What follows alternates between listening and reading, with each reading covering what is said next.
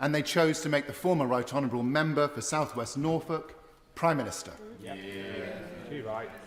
Now, we didn't want to make this choice, but some choices are thrust upon us. On this side, we don't duck choices. This government is choosing long-term economic stability, economic security and growth. This government is choosing to maintain the triple lock, which will see the state pension rise year on year. This government is choosing to do all in its power to make sure that the hundreds and hundreds of thousands of pensioners claim pension credit, and they'll do a lot more. I will give way. Does the member opposite agree with me? It's deeply disingenuous for himself and other members opposite to talk about the drive to increase the uptake of pension credit when he knows full well that if he were to actually do that, it would wipe out the saving that they're claiming to make. They don't actually want people to increase their uptake of pension credit because they wouldn't save any money. I just remind the honourable member that the word disingenuous is almost akin to suggesting that someone is lying. Perhaps he'd like to withdraw that. I'll replace disingenuous with deeply, deeply concerning. I thank the honourable gentleman for his intervention and for clarifying his use of language. I can assure him that everyone on this side and my colleagues on the front bench are doing everything they can to make sure that pensioners, the vulnerable pensioners who need pension credit, receive it. It is said in good faith, and we mean that. I will, of course, give way.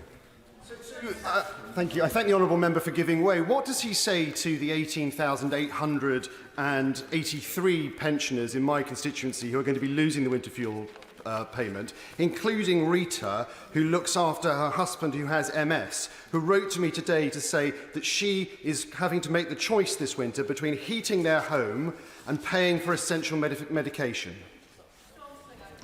Thank the honourable gentleman for his intervention. What I say to him and to his constituents is that we are, on this side of the House, making every effort to ensure that vulnerable pensioners and the pensioners who need pension credit receive it, and we are sticking by the triple lock to make sure year on year that pensioners are better off, and I'm glad and proud that we are doing so. I'll make some progress if I may. I've taken 2 interventions. Now, this government is choosing to move on from the terrible choices of the previous government. We're choosing a stable, strong economy, Madam Deputy Speaker, that will benefit all of the people of this country, all demographics, all regions, the next generation, and very definitely pensioners. Chams. Thank you, Madam Deputy Speaker. Fuel poverty is an enormous issue in my constituency of North Herefordshire, a combination of demographics, geography, housing stock, and indeed living standards. And I rise today to speak on behalf of the many hundreds of my constituents who have written to me to express their deep concern about this policy from the government. I don't have time to read you extracts from all of their very moving emails, but I know that Judy, Kenneth, Pat, Tom, Robert, Gwen, all of them are deeply concerned about the impact that this will have. They've reported to me their health issues, the disabilities of their partners, the fact that they're just over the limit and they will not be able to access this. This will force them into that classic depressing choice between heating and eating that we must avoid as a country.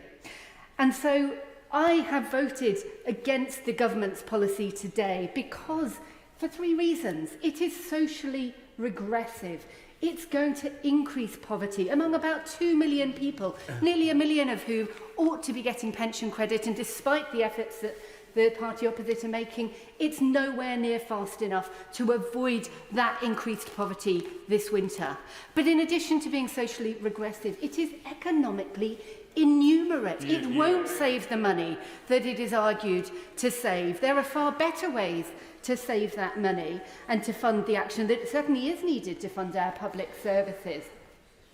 And finally, it is frankly politically inept. I really can't believe that this government has spent political capital on making such an unfortunate, unjustifiable political decision. Now, the winter fuel payment is never was a perfect policy. I have some sympathy with members who've spoken today about the inequity of the inclusion error, that those with significant wealth were still receiving it, but that has been replaced by a policy with an enormous and dangerous error of exclusion of those 2 million people who will no longer get the support that they need. I will give way. Of course, millionaires don't need the winter fuel payment, but will the honourable member agree with me that there must be support for pensioners who really need it rather than this cruel cliff edge, especially those living in rural areas like my constituency of North Cornwall who aren't connected to the mains gas grid? I thank the honourable member for his point, and like him, I live in a rural constituency with many people who aren't connected to main sources of power. It is a key problem, this cliff edge, and it has been referred to today by members from across the House. There must be a better way, and that requires a better sort of politics. I've sat in this chamber today for the entirety of the debate, this one and the one before on the statutory instrument, and I've been frankly very disappointed by the tone of some of the comments and the discussion, the debate, the argumentation that I've heard.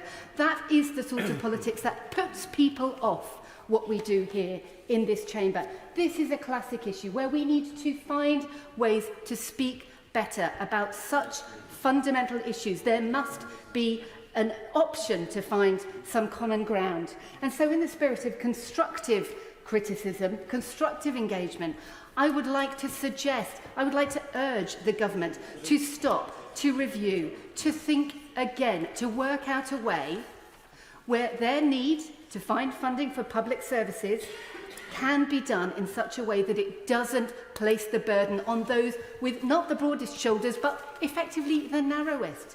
To find a way where we're not just talking about how we deal with fuel subsidies, but also making sure that every house is warm and well insulated, so that money is not just going through the chimney, out of the windows and into the pockets of the energy companies, but actually we invest for the long term so that every home is warm and every pensioner can keep warm.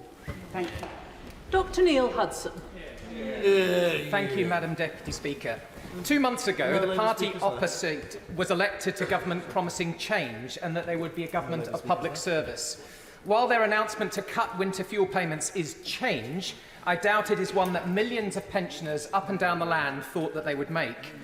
In terms of a government of service, I struggle to think of a greater disservice to millions of pensioners than taking away their winter fuel payment, on which they rely. Pensioners who have worked hard all their lives deserve dignity and respect in their retirement instead of this harsh and ill-judged policy from Labour.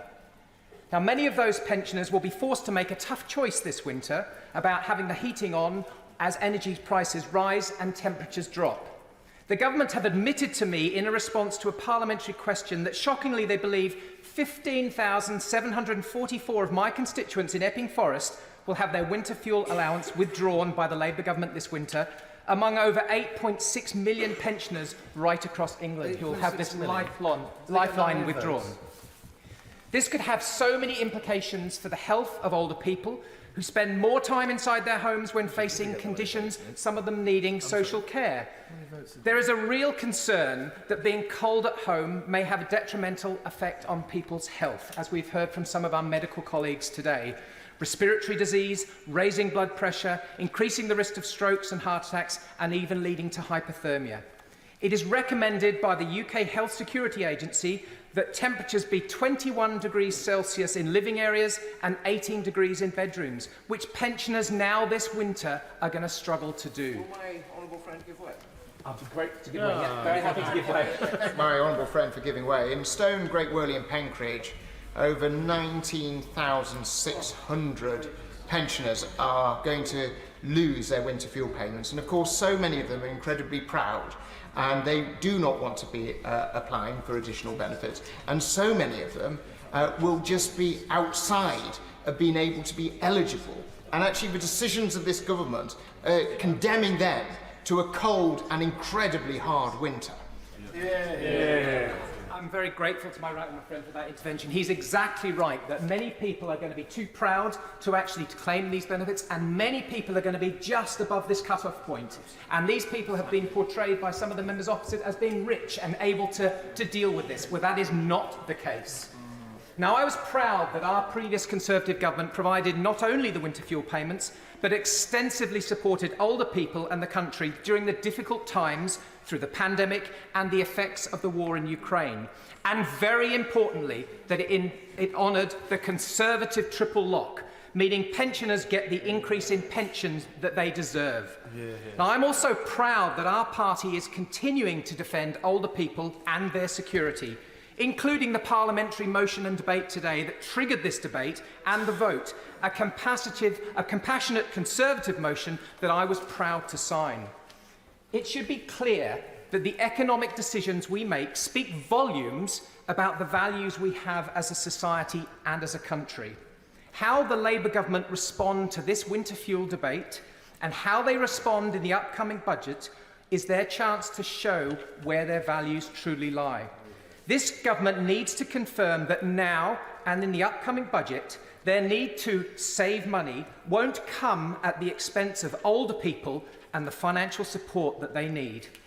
In conclusion, Madam Deputy Speaker, this government really needs to think again about its move to cut winter fuel payments for the sake of millions of older people who need it and the implications it will have.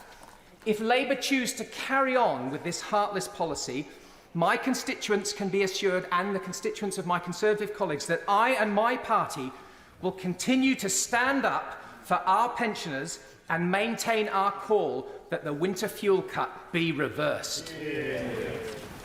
After the next speaker, I'm going to reduce the time limit still further to 2 minutes, but the next speaker is going to get the full 3. Yuan Yang. Thank you, Madam Deputy Speaker. In my constituency of Early and Woodley, my volunteers and I have been out speaking to residents across the constituency every weekend since the general election. And as with many constituencies, it is a very diverse constituency with diverse needs. Over the last weekend, we were speaking to residents and pensioners who were relatively well off and who told us that they felt that it was right that the winter fuel payment be means tested. That is part of their sense of dignity and their sense of generosity, that they do not need to be the recipients of state aid in this respect. There are also other parts of my constituency where pensioners are less well off. And I was shocked to find that 1 in 3 pensioners who are eligible for pension credit in my own constituency, which amounts to roughly 1,000 pensioners, and also 1 in 3 pensioners across the UK, or 880,000 pensioners who are eligible for pension credit, are not claiming it. And to give an example of the kinds of reasons why that is not happening, I was at the Whitley Community Development Association cafe over the weekend, holding one of my first surgeries in the constituency. And I overheard a conversation in which one of the members of the cafe staff told me that when they see people coming in need, pensioners coming in need, they talk to them about the struggles that they face with the cost of living crisis that has unravelled over the last few years. And they talk to them about the need for support, but the response comes back from that elderly person that, no, I don't need benefits, I don't need help.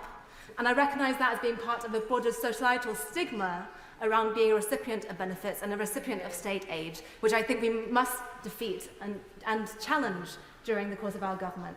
Because to be part of a compassionate, generous and dignified society is to recognise when you require help, when you don't require help, and when you can help others. And part of that is to accept that sometimes those of us may fall on hard times due to accident, due to bereavement, due to illness, due to means outside of our control.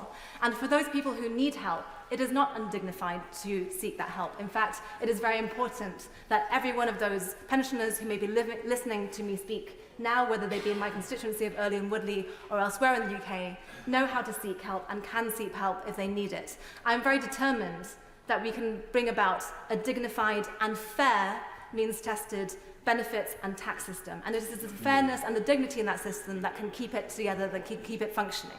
Finally, I want to refer to comments made by other honourable members across the benches about civility in this debate. I think it's too often that we hear in this discussion members of our society and groups in our society pitted against each other. Pensioners in my constituency of Early and Woodley are part of their broader community. They have children and grandchildren who work in hospitals. They have children and grandchildren who require care, who require the support of their teachers, who take buses, take trains, and yes, avail themselves of all the means of support that we need in our society to keep a flourishing and cohesive society. And I think that it is unacceptable. Rebecca Harris. Thank you, Madam. About 20,000 pensioners in Castle Point are set to lose their winter fuel payment under this rather cruel and vindictive policy that the Labour government has chosen to adopt. I have run, contrary to the accusations from the government benches, I have, with the support of former DWP ministers, run campaign after campaign to increase the uptake for pensioners to receive pension credit. And we are only, I think, up to 2,076 people receiving that, despite campaign after campaign and me leafleting school groups and churches. So it is not an easy thing to get people to take it up. Some people are proud. I've actually had to lose my voice, temper actually. I raised my voice at elderly ladies who were saying they are too proud, it's charity. And I said, no, it's not. It's not charity. We don't think you can live without it. So we have tried very hard. And I'm very... The hundreds now of worried constituents who have written to me about the heating of their homes. I've got sadly, a lot of very low energy efficiency homes, and I've got one of the biggest park home sites in the country, of my many park home sites. That fortunately, we managed to find £2.8 million for the previous government to retrofit some of them, but we still have a lot of people living in fuel-inefficient homes that are very hard to retrofit. And the worry that this is causing them is the biggest issue I see right now. And I think it shows how out of touch and arrogant the Labour government is, that they don't understand this about pensioners. When you are elderly and you are 75 and you have a fixed income, you may have a little bit of saving or a little tiny modest private pension. Lady, give I will way. happily give way. I think I'm joining everyone in the House when we're all very disappointed not to see a proper impact analysis placed before this House that shows the impact of this decision. But does she agree with me that the best way of analysing the impact of a policy like this is to speak to the people who sent us to this place, as she's talking about, and hear the utter fear and concern they have for the impact that they will have? Absolutely spot on. It is the anxiety that this causes people. You don't know if you're going to live another 18 months or 25 years. You are very worried on a fixed income with no ability to raise your income in any other way about spending money. There is also a large and sadly growing cohort of elderly residents who are developing dementia, for which one of the most often early symptoms is a financial anxiety. Sometimes people who think that who we would think of as really quite wealthy. I have known residents who have regressed to thinking that they are living still under rationing as they grew up as a lad in abject poverty and will not spend that money. But being told here's £300 for fuel makes the world of difference to all those people. Now, Gordon Brown, I was not a fan of, and now he gave a derisory 75p increase, I think, 1 year to the pensioners. But this policy has been a huge success, credit to him, which is why my government never changed it. Because for £300 for every pensioner, we give incredible amount of peace of mind that they can put their heating on, and that is, sorry, very happy to give away. I think my friends are giving way. Do you worry, as I worry, that some of her constituents will die this year as a result of this policy?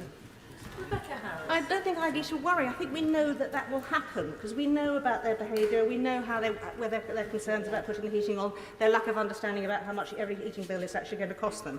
This £300 was a psychologically very important thing to know they can put their heating on and keep them healthy and out of hospital.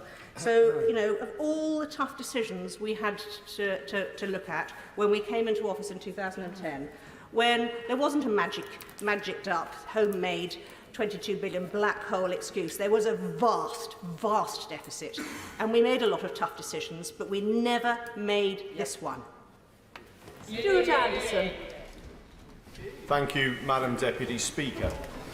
So I was going to say and open up that I'm sure the members opposite never thought on the general election campaign they would be giving pensioners the choice between heating and eating. but many of the opposite benches haven't even bothered to turn up for something that is so critical to many pensioners across this country. And we have talked about choices. This is all about choices. The government has made a political choice. Members opposite will all have to make a choice to face their constituents and go and vote for or against this. And I urge them to not cut this winter fuel allowance. But let's go on this little journey, Madam Deputy Speaker, if you'll let me have a bit of a narrative of they imagine this black hole. They say there's a debt they've got to fill. So let's have a look at these numbers, £22 billion. So let's cut £1.1 billion, and in the same breath, add £9 billion for the pensioners. The red herring that is the Great British Energy flop is another £8.4 billion, all in the same time of doing that. That is a decision that they have made. But why would the Labour Party let numbers get in the way with the good story? So they have no issues of actually making those decisions against pensioners. And then next in November, we stand on Remembrance Day as a proud veteran, and we ask people to remember those that paid the ultimate sacrifice and served their country. And I challenge the members opposite to look at your pensioners in your country that have served and say, we will never forget, because they have already been forgotten. People who've give way. I will do, yes. Thank you, Madam Deputy Speaker. In the spirit of what my honourable friend is describing, I would like to cite an example in my constituency, constituent of mine, Betty Webb, who received an MBE having served as a former Bletchley Park codebreaker. Betty is 101 years old. She's a single lady, a widow. She lives alone. She is living right now in fear that not just the government is going to take away the winter fuel allowance, but they will snatch away in future the 25% single persons discount on council tax. And I know that so many other constituents of mine are fearful of the same. My honourable friend raises a great point. The pensioners are living in fear of what is coming next. And it's constituents like mine and yours that have given a life of service to this country. And in South Shropshire, almost a third of my residents are pensioners. And they have been writing to me, they are absolutely livid. They feel that they've been led down a garden path. This was not what was promised, and this is being taken away.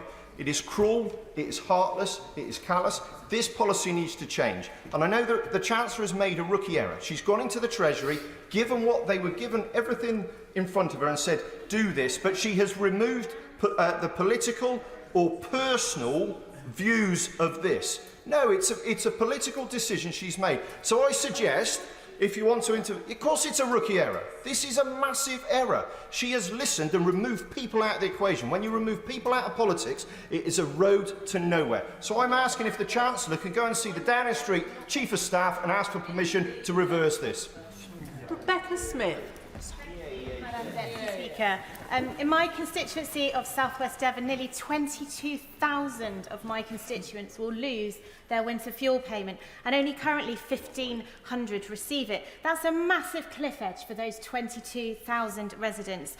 And whilst many of them may feel that they don't require that payment, as has been mentioned by some honourable members today, the vast majority of those pensioners in my constituency would fall into low and middle income brackets, because we're in the South West where things just do not have such high financial values. Many of the properties, as has been alluded to by the member for North Cornwall, are also off-grid. And did you realise that 24% of homes across the South West do not have gas, that much cheaper source of energy than many people are able to use, who resort to using oil and logs to heat their homes with the enormous costs that go with them? So we've got that additional challenge. Touched upon already has been those who are single, those in receipt of the older basic state pension, which is not as high as the new state pension, and those with health conditions. And one resident who was perhaps the first who contacted me, 74 years old, single man on an older style pension, yet just outside of the bracket for pension credit or any other form of benefit, who is deeply concerned. Honourable friend, good way. Thank you. My honourable friend makes a very good point about those with health conditions, and I hope she'll agree with me that there is no provision within this for those living with dementia or long-term frailty. Dementia and long-term frailty are not means-tested diseases or conditions, yet the government has not made any provision or any assessment of how those living with dementia will miss out. Yes, absolutely. I do agree with you, and he's raised my honourable friend has raised an incredibly important point about those vulnerable older people who do live with dementia, and many of our constituents will be in that situation. And actually that brings me neatly to the point I was going to end with, but I'll mention it now, which is, why are we not looking at other alternatives for how we can deal with this cliff edge? I don't know if you remember, but our benches here produced the council tax rebate scheme a couple of years ago, and we used the council tax system as a mechanism for ensuring that the most vulnerable received that support, which enabled any household in receipt of it because of dementia or because of single person or because they didn't have a particularly high income and received council tax credit to receive the discount on that council tax rebate, which I believe could be replicated here with the winter fuel payment, which offers an alternative way of avoiding that cliff edge for so many of our residents. But just finally, health has already been mentioned, but I want to use this as an opportunity to highlight the fact that so many more elderly people are going to need hospital care, but that's massively impacted and at risk because the party opposite will not confirm which of the new hospital programmes are going forward, and in particular the emergency and urgent care centre in Plymouth that is going to be vital to providing the health care that our older people need if they are not able to heat their homes and are not able to look after themselves and ensure that they have all the support that they need. Anne Davis. Thank you, Madam Deputy Speaker. It was only 2 months ago that Labour won a majority in the general election on a message of change. But in those 2 months, the new Labour UK government has refused to abolish the cruel two-child benefit cap and now seeks to take away winter fuel payments of up to £300 from millions of pensioners across the UK, making it limited to recipients of pension credit. Well, nothing has changed.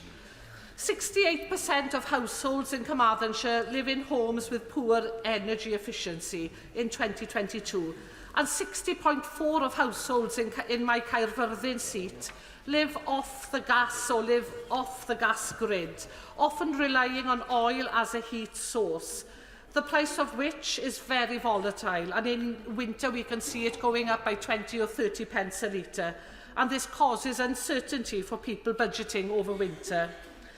And not heating a home can have serious consequences. A cold home brings with it a higher risk of stroke, respiratory infection and falls and other injuries.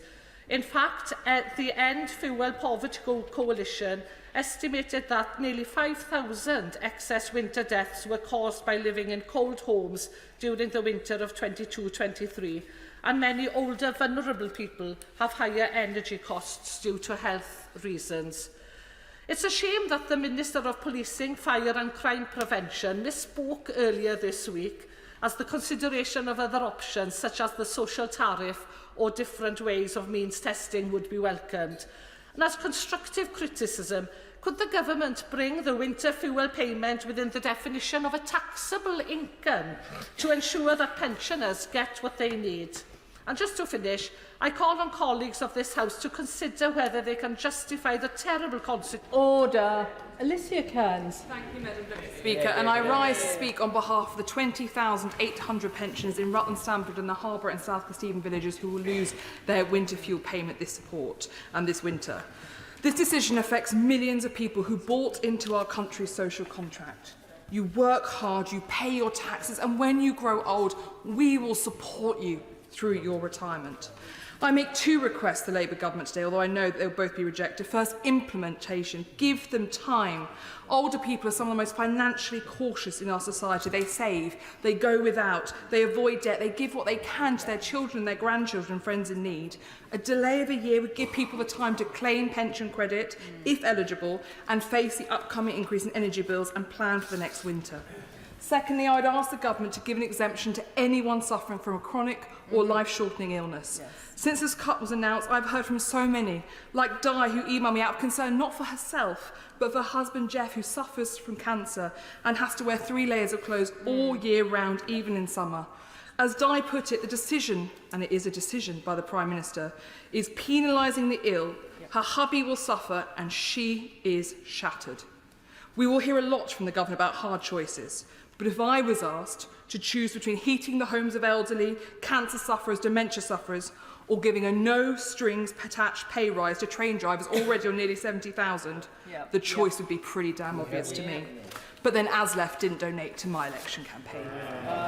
People say you can tell a lot about a society by how it treats its most vulnerable and its eldest. Apply that test to this cut, and anyone with a heart knows that it is wrong. And I, for one, will never vote to deprive the most vulnerable and our elderly of warmth. Thank you, Madam Deputy Speaker. Lincoln John. Thank you, Madam Deputy Speaker. When I was 14 years old, I started delivering Meals on Wheels on Christmas Day to the disadvantaged around West London, and I've done so every year since that I've lived in London. It's organised by Age UK, and it's a privilege to be invited into people's homes in midwinter. I look forward to doing it again this Christmas, and I do hope that those I visited last year will be there this. The government is seeking to raise money. I get that.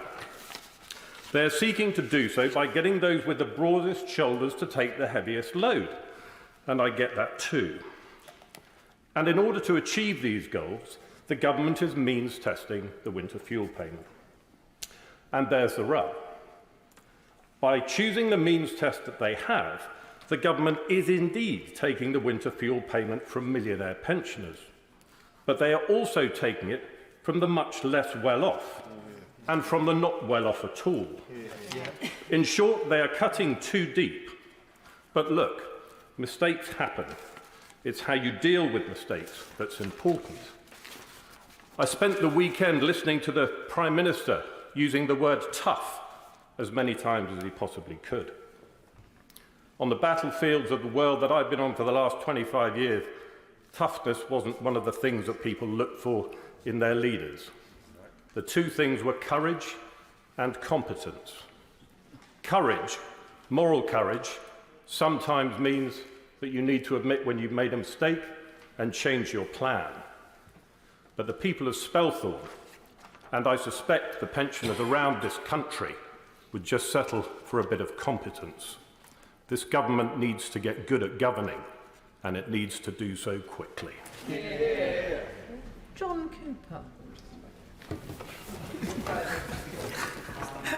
We've heard descriptions today of pensioners as millionaires. We've heard that this is a principled decision to cut money from them. I'm astonished at this description of millionaires. I also am from the southwest, like my honourable friend, the southwest of Scotland.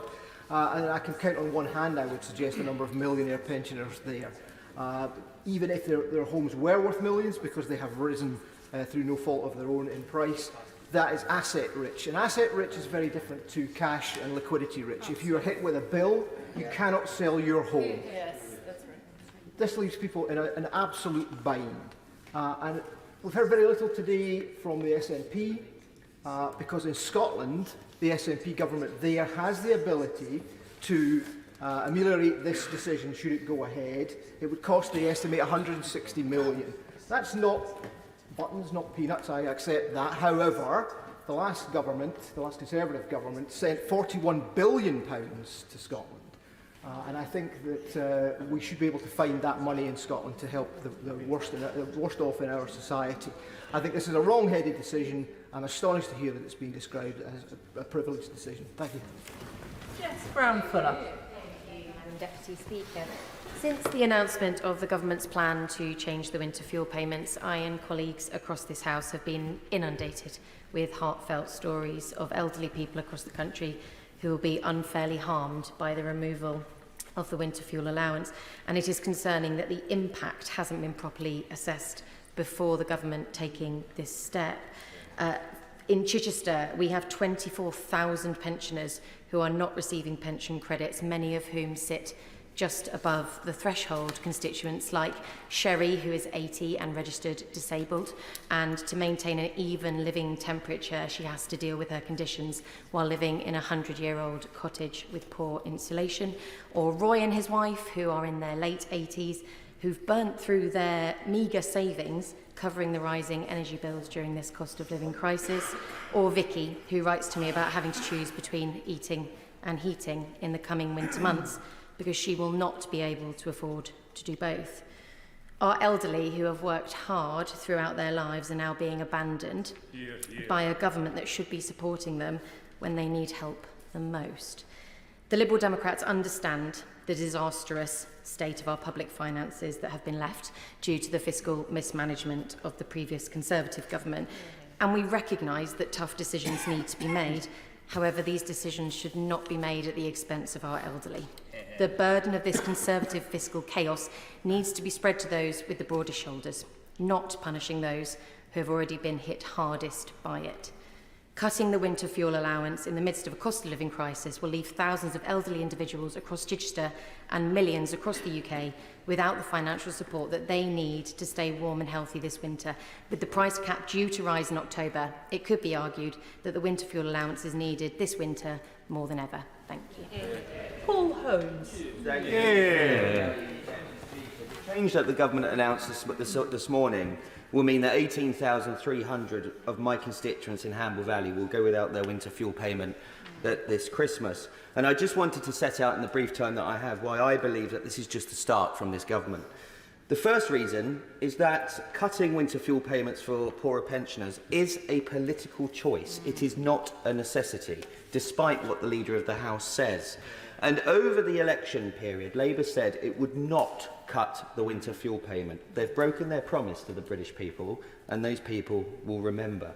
And they have also said that they would possibly do more, or they've denied that they wouldn't do more.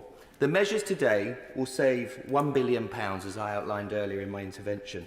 But Labour have awarded inflation-busting pay rises to their union paymasters of £9 billion. And as we've heard from the Chancellor today, I will give way to the Honourable Member. Could the member opposite explain to this House and his constituents why he wouldn't back fair pay rises for teachers, nurses, prison officers, the members of the armed forces in his constituency? I won't take any lectures from him, but what I will say to him is that I would always defend pay rises for people in this country who deserve it, which is exactly what this government did. What this government hasn't done is awarded inflation-busting pay rises of 22% to the people that paid for their general election, which has actually meant that inflation has increased in this country. I believe people deserve pay rises, but I believe it should be within a fiscal envelope that's responsible, and this government simply hasn't done that. And as we heard from the Chancellor earlier, these measures that she's announced actually will cost more than the savings that will be generated from the winter fuel payments being scrapped. That's a shambles, I have to say to the government. And they've done it at a time when energy bills would increase by 10%, despite the promise that the Labour Party made opposite, that they would freeze energy bills. That's another broken promise that pensioners will have to face this Christmas. And they've also done it at a time when they have refused to rule out the scrapping of the 25% single occupancy discount for pensioners and single people across this country, which, if it does go ahead, will be on average another £600 that they will deprive pensioners of in this country.